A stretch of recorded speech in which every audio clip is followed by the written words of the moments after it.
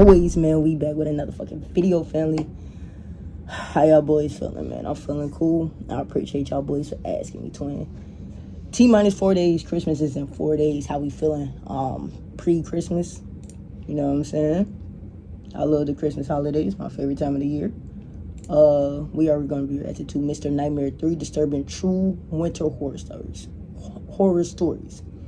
Hey, man, we're going to get straight into the video. Alright.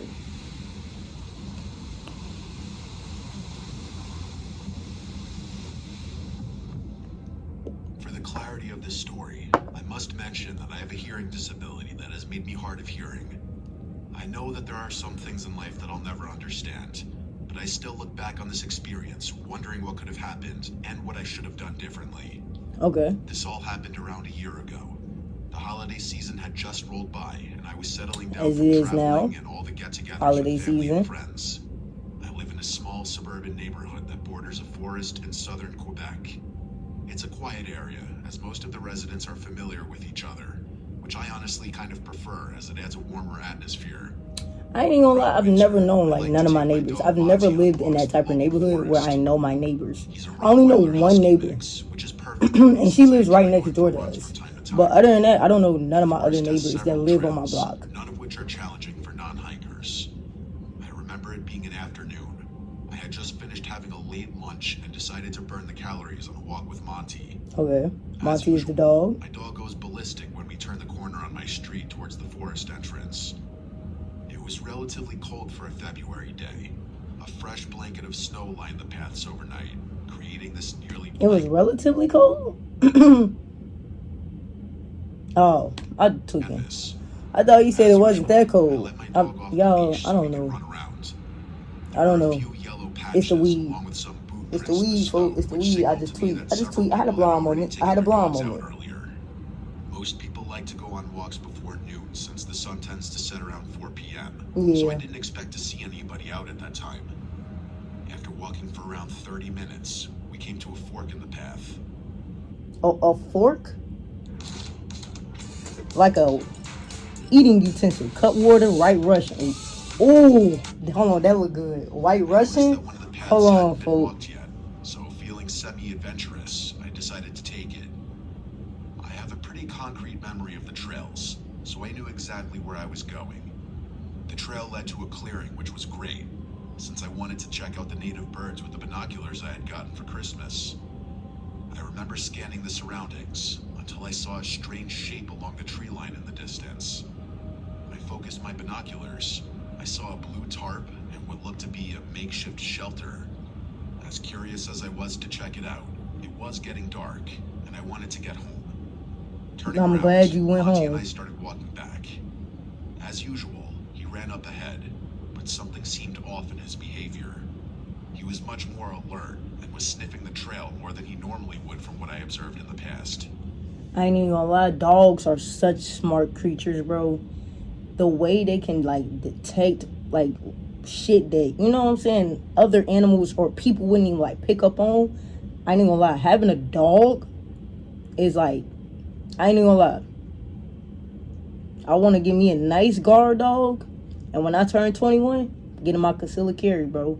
I won't even lie. People out here are crazy. People out here are crazy as fuck, bro. When I looked down at the trail, my eyes widened. There was a set of footprints in the snow, much larger than my own. The fuck? Is that I turned my Bigfoot? boots over out of sheer confusion to compare them to the ones in the snow. The prints were different, which left me with even more questions. There were no other forks in the trail, so whoever took it had to have passed me at some point. I figured they must have passed me while I was using my binoculars. At the time, it seemed like the most logical explanation, so I tried not to overthink it. At this point, it was significantly darker outside, but I could still make out my surroundings. As we were walking back, Monty stopped abruptly and started barking relentlessly in my direction. As I turned around, that's when I saw him. There was a man, probably around 6'4", wearing charcoal-colored snow pants and a white camo jacket only about a meter away from me. Okay. He didn't make any movements towards me. 6'4"? God damn. It's a big ass nigga. From anybody in the neighborhood, so I assumed he must have been a hiker or someone from out of town. looked like he was muttering something to me, but I couldn't read his lips due to the lack of lighting and not knowing if he was speaking English or French, which are the two commonly spoken languages in Quebec. Right, okay. I felt like an idiot at that moment for not bringing my phone with me. So I ended up trying to communicate with him that I was hard of hearing and that it was getting late. I got back home around 4:30. By then, it was completely dark out. I remember following my standard night routine, not really thinking much about the encounter. In the middle of the night, something happened that still shakes me to this day. Oh, shit. I woke up to Monty licking my hand, which is something he usually does to get me out of bed in the morning. I tapped my phone to check the time, and to my surprise, it was 3 a.m. Auntie was telling you, hey, bro, there's somebody in the crib. My neighbor asking if everything was all right, which, if I'm being honest, confused me at first. Yeah, that would confuse me too. Like, I ain't even gonna lie. If my neighbor from next door just out of the blue random text me everything cool, or text my OG everything cool, why wouldn't something be cool? So what you see that we didn't see? You feel me? It was a few minutes old and asked if everything was all right since Monty had been barking like he was possessed. I looked up from my phone to see that Monty was no longer in my room. I walked downstairs to find him barking hysterically at the patio door. As I approached the door, I struggled to see anything with my vision still blurry. I tried to focus. Is this a my girl eyes. or a man? They never like made that clear. This was a girl or a man, or a woman or a man. Because like, I ain't even gonna lie, this is a woman. Ma'am, I suggest you calling 911 before you going to check out anything. Now, if this is a dude, okay, niggas gonna do that. Like, yeah, this my property, who the fuck on my property? But if this is a female, ma'am, I suggest you call 911 type shit, you know what I'm saying? Or at least have your phone on you, on speed dial, like 911 on speed dial as you're checking the patio, just in case you see something that's not supposed to be there. You already got your phone in your hand, you got 911 already typed in on your keyboard, so all you gotta do is just press the call button and have them, you know what I'm saying? Motion sensor light turned on. At that moment, my heart sank. The man from the forest was standing there in my backyard. Fuck no. I didn't think twice to process any more Fuck questions. no. I stepped away from the door and texted 911. Texted. I don't think I've ever texted 911 faster than I did that night. I ran up to my room with Monty and grabbed the machete from under my bed. Okay. I'm a shorter woman. Oh my God, this is a woman, but with a background in martial arts. Okay. All right. Arts, but I know damn well that the best move in a fight is to not fight at all. If you can avoid a fight, avoid it. If you can get away, get away. With my heart beating out of my chest, I sat opposite from the door with Monty. Imagine, she said this was a 6'4" man. She talking about women, the average height for a girl is 5'4". That's a whole foot taller. You feel me? And then she talking about she's on the shorter side, so she might be 5'2", 5'1", 5 feet. That nigga is like a foot and some inches taller than her. Like, you feel me? This is a tall ass man compared to this little ass lady. Violently at the bedroom door. My hands were sweating profusely as I watched a shadow cast in from underneath the door. The movement in front of the nightlight suggested the man was seconds from breaking into my room. Oh my God. Those had to be the longest minutes of my life. No, as for I real. anticipated the door handle turning or the door completely breaking in. Yeah. Luckily for me, it never did. When the police arrived, I explained everything to them while they searched the property. The glass on the patio was smashed completely. Damn. Besides that, nothing was missing and everything was still relatively the same. The police found the gate in my backyard open. It leads to the forest, which is where they believe the man disappeared to. I let them know about the shelter I saw in the woods the day before. I took Monty and some of my belongings to stay with a family friend for a few days. I'm glad this lady was smart as shit. Like, I'm glad she got the fuck up out of there. I'm glad she didn't try to, you know what I'm saying, stay in the crib. No, bitch, get the fuck up out of there. Go, you know what I'm saying, go stay with a friend, family. You know what I'm saying? I would just move. If I was her, I would fucking move out of this neighborhood. I'm just gonna move somewhere closer to family. I ain't even gonna lie. Patio door fixed. I never got a follow-up from the police after the incident. But ever since that day, I decided to stick to roads when walking my dog, not trying to think too much about the incident. Yeah, yes, that's the best way to go about it. I ain't even gonna lie. I would still move though, but come on, gang. The fucking ads. To the stage this Friday. The actual fucking ads, bro. Karaoke night, but he's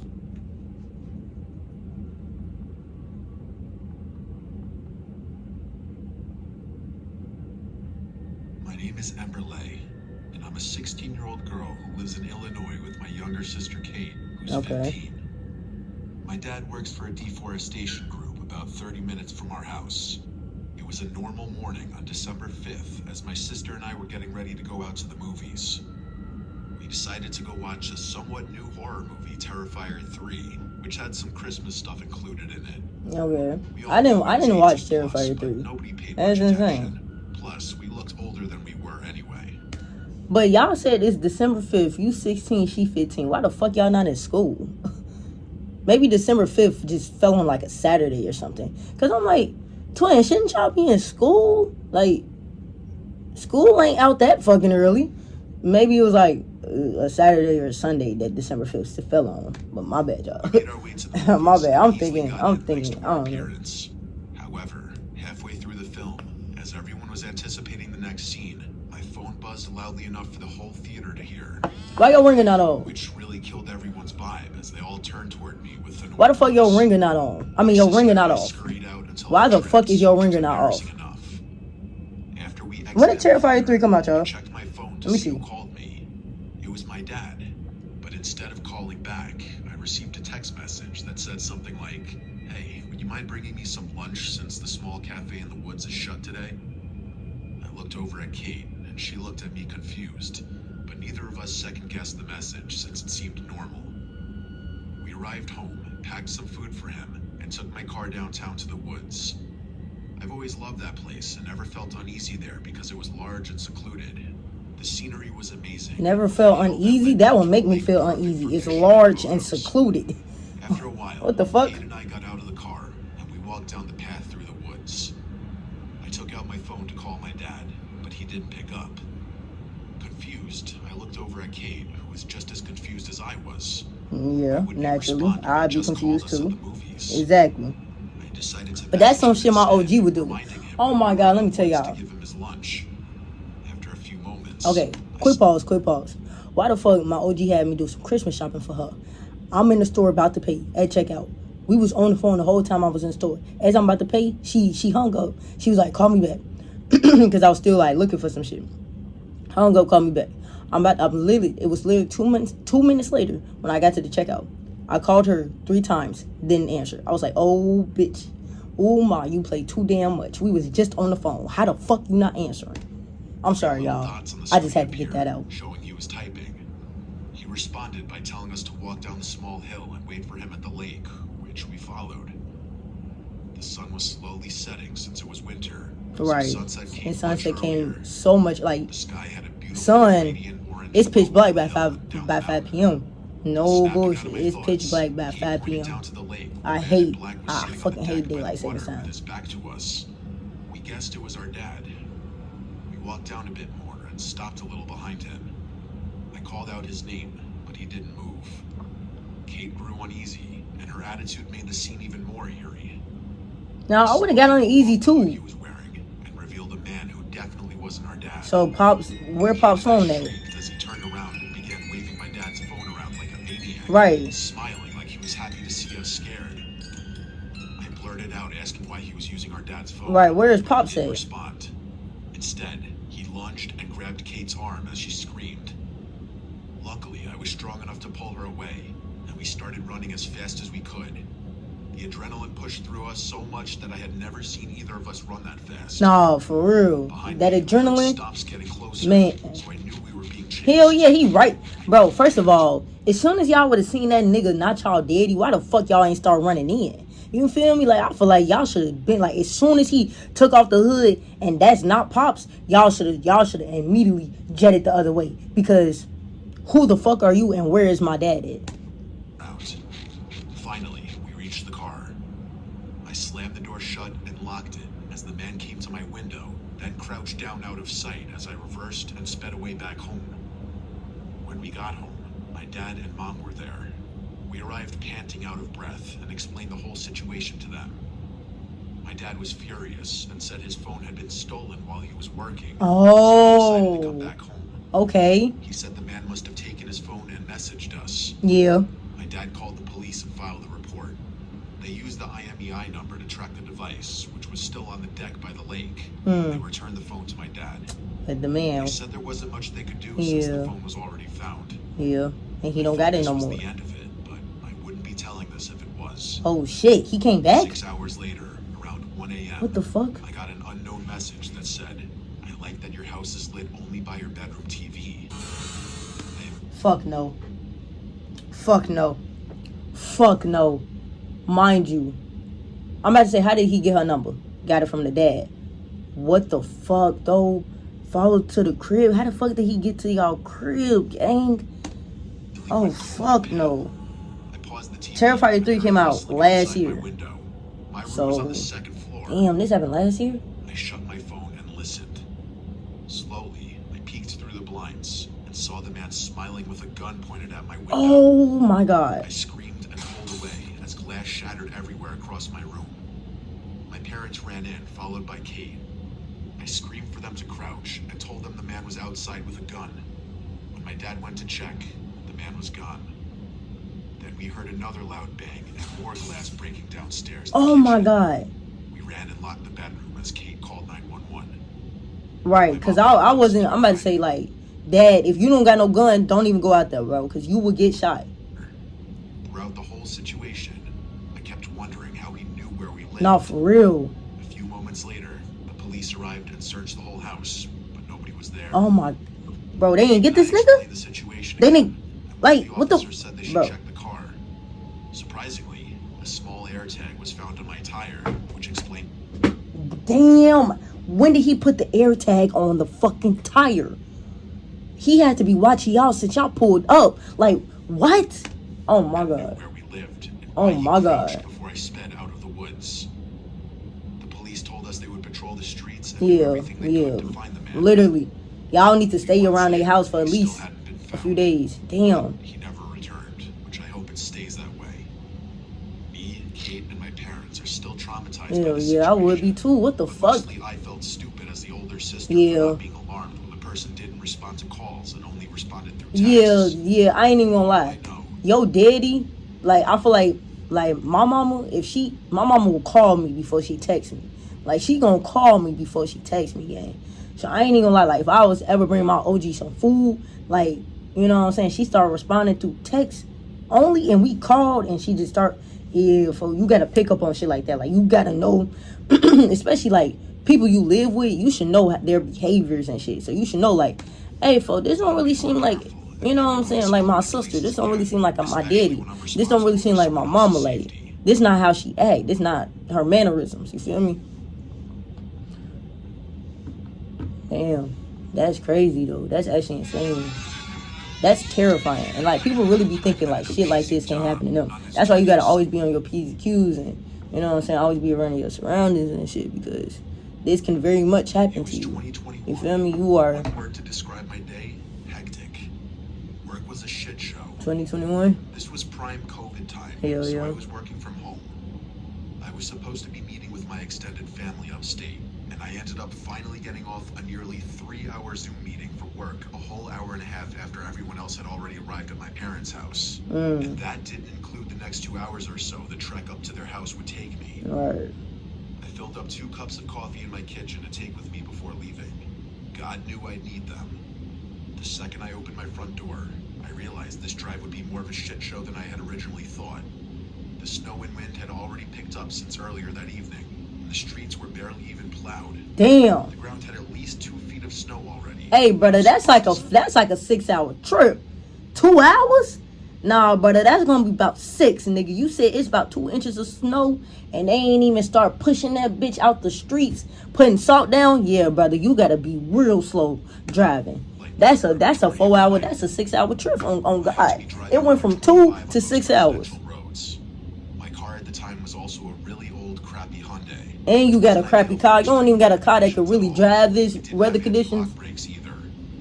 You don't got no traction? Though, so when I got on the highway, I raised my speed to 70, which Alright. was probably a lot faster than safe for the Yeah, conditions. hell yeah. I finally Definitely. arrived at my You should have been at parents' least house going around like 9. They had 60. begun dinner without me, but thankfully weren't too far along.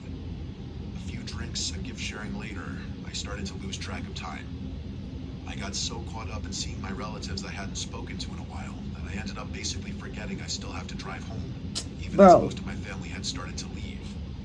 Once I finally got in my car to leave, it was past. Y'all left? I thought y'all was staying the night. Why would you leave back out in bad weather conditions? You should have just stayed at your parents' crib and drove back in the morning, to be honest. This was kind of stupid.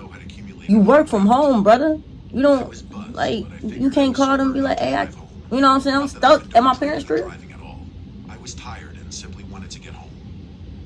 As I was heading towards the highway, I realized the roads were completely dead.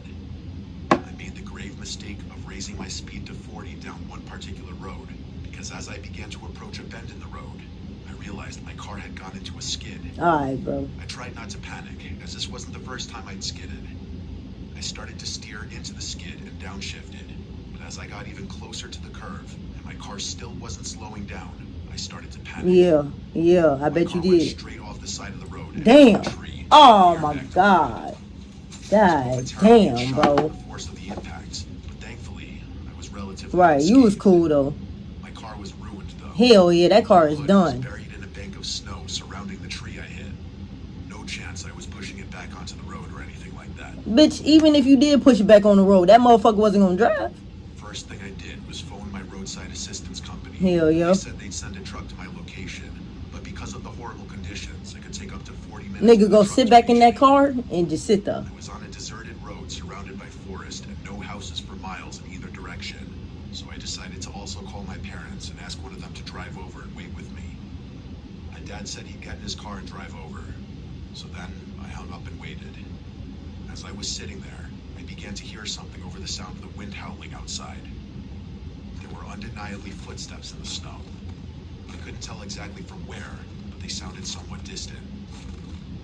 I opened the driver's side door and stepped out, looking over the roof. Okay, so yeah, he was in the car. I'm like, fuck. Footsteps anymore. You was in the car, right? Instead, I was hearing some new sounds. It was kind of hard to describe, but it sounded like some kind of wet slurping.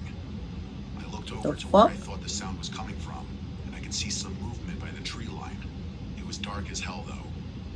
But I was pretty certain I was looking at a person. I called out, hello? Right. The sound stopped, but no one called back. I sat there for a few more seconds awkwardly, but no one. I ain't even gonna lie, brother. responded. I would have went back in the car. Why is you even checking out shit right I now? couldn't see any more movement either.